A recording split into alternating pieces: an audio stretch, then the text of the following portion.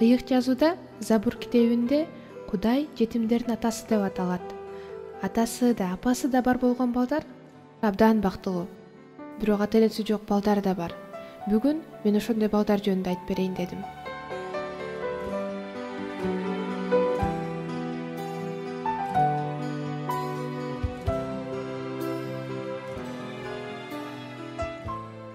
Жок, андай эмес, туура эмес, деп жатты Сагын көзүнөн агып жаткан жашын арчып.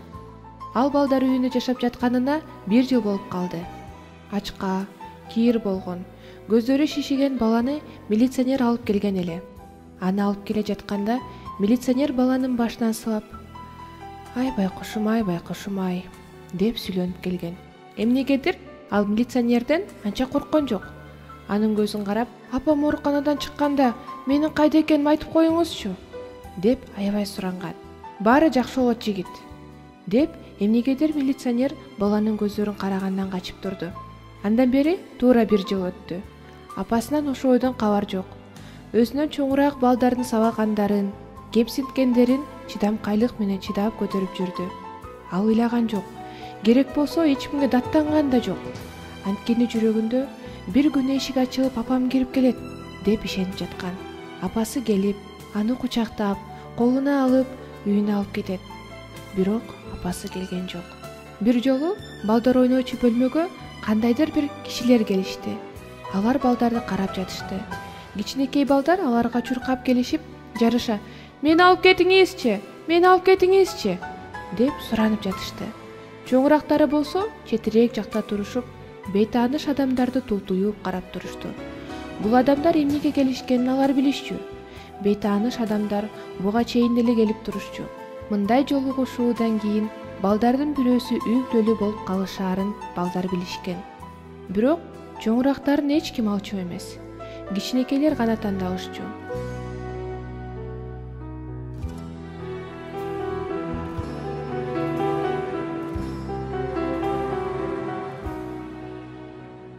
Сагын кичинекей балдардын катарына кирсе да, алар менен кошо бейтааныш адамдарга чуркап барган жок. Ал четке туруп алып, капалуу көздөр менен аларды карап турду. Бир аял жанында турган кишинин кулагына бир нерсе деп шыбырады. Экөө Сагын жакты карап калышты. Анан ал экөө директордун жанына барышып, Сагын жакты көрсөтүп, кулагына акырын шыбырашты. Акыры алар чыгып кеткенден кийин кичинекейлер тынчтанып калышты. Чоңурактары болсо Сагын жакты тултуя карашты. Алардын көздөрүнөн кызганып жатышканын, ачууланганын жана өңгүрөп ыйлаганга даяр тургандыгын байкаса болоор эле.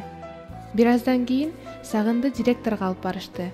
Директор ага ар кандай суроолорду берип, анын башына сылап, сыртта күтүп туруусун суранды. Аны эмнеге бул жакка алып келишти?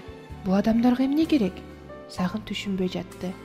Ал тамга жөлөнүп алып, кадимки чоң кишилерди ойлоно турду. Бир маалда ага сонун ой келди. Балким апам жиберсе керек, мени алып келсин деп жиберсе керек. Балким апам дагы эле ооруп жаткандыр. Өзү келе албай калган го. Кичинекей жүрөк түкүлдөп сога баштады. Апакем менин.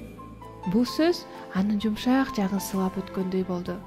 Апам кандай болуп калды экен?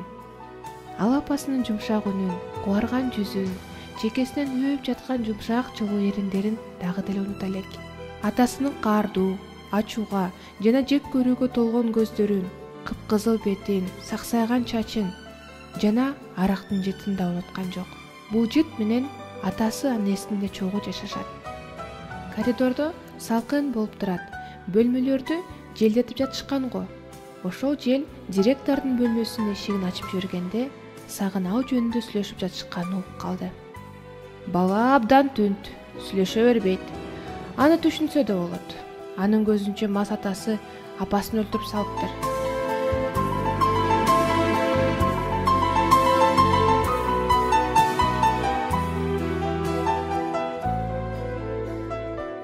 Сагын көпкө чейин кыйкырып жатты. Медайым ага бир укол жасаганда гана бир аз тынчтанып калды. Уйкусу абдан оор болду. Ал онтоп, кыйкырып, төшөгүн тепкилеп салып жатты. Бир жумадан кийин гана тамак иче баштады. Арыктап кеткен жүзүн карап, эжекелер билгизбей көз жаштарын сүртүп ыйлап жатышты. Байкуш балай, ал ого өтөр түнт болуп калды. Сагын терезенин жанына келип туруп калчу болду. Ал күнүгө терезенин жанына келип күтүп жатты. Бир күнү балдарды актабый залга чогултушту. Кичинекейлер сурап жатышты: "Бүгүн майрамбы? Бизге момпой суу беришеби?" Эжелер эч нерсе деп жооп беришпей, ийиндерин эле куушуруп жатышты. Баары отурушкандан кийин директор мындай деди: "Балдар, бизге коноктор келишти. Алар силерге азыр аңгеме айтып беришет. Анан силерге даярдаган сюрприздери бар экен." Коноктор Кудай жөнүндө айтып берип жатышты.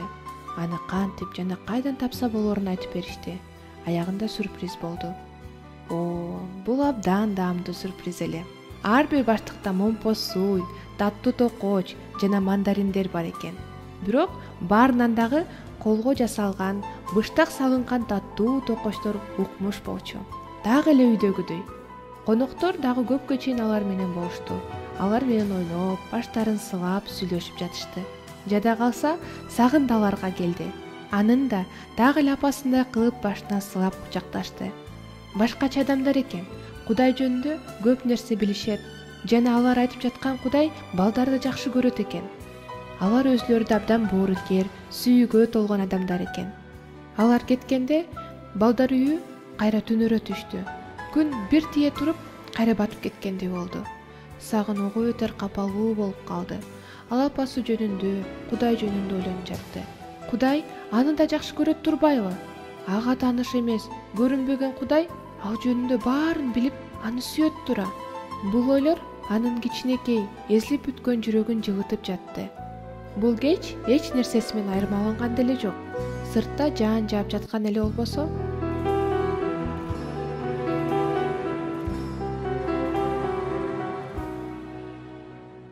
бөлмөлөрдө жарык өчүрүлдү.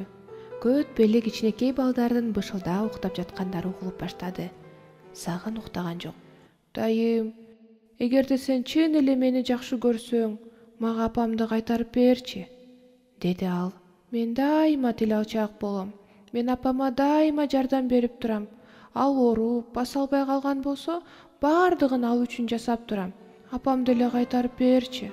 Сагын чүңкөнү алып ыйлап жиберди. Ошентип уктап калды. Эртең менен күн жаркырап тийип турду. Чымчыктар сайрап, жаркырап жаздын келиши байкалат. Бөлмөлөр жарык жана жылуу болуп калды. Эмнегедир Сагындын да көңүлү көтөрүңкү. Эмне өзгөрдү? Эч нерсе деле өзгөргөн жок. Сагын өзгөрдү. Ал эмнегедир ишенип жатты. Ал жалгыз эмес. Анын апасы сөзсүз келет. Чындап эле ал жыргап, балдар менен ойноп баштады, каткырып күлүп калды. "Эмне жыргап калгансың?" деди балдардын бири. "Апам келип мени алып кетет", деди Сагын жылмайып. "Каяктагы?" деди тиги бала. "Сенин апаң өлүп калганын баары билет." "Жок, ал айыгып кеткенин силер билбейсиңер. Ал келет, көрөсүң го." "Бүгүн келеби?" деп каткырды тиги бала. "Ооба, бүгүн", деди Сагын. Балдар тамактанып бүтөйүн деп калганда автобустун үнү угулду. Баары терезени карашты. Автобустун эшиги ачылып, эки жаш кыз чыгышты.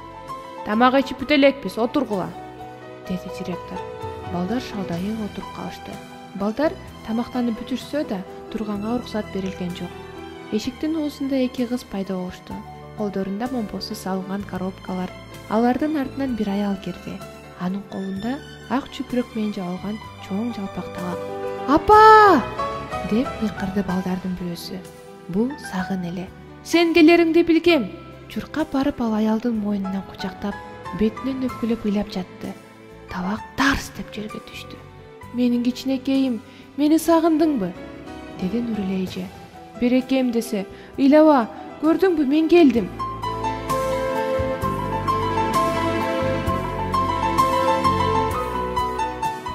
Жанагы эки кыз бири-бирин таң калып карап коюшту. Нуриле эже менен анын күйөөсүн жакшы билишчү.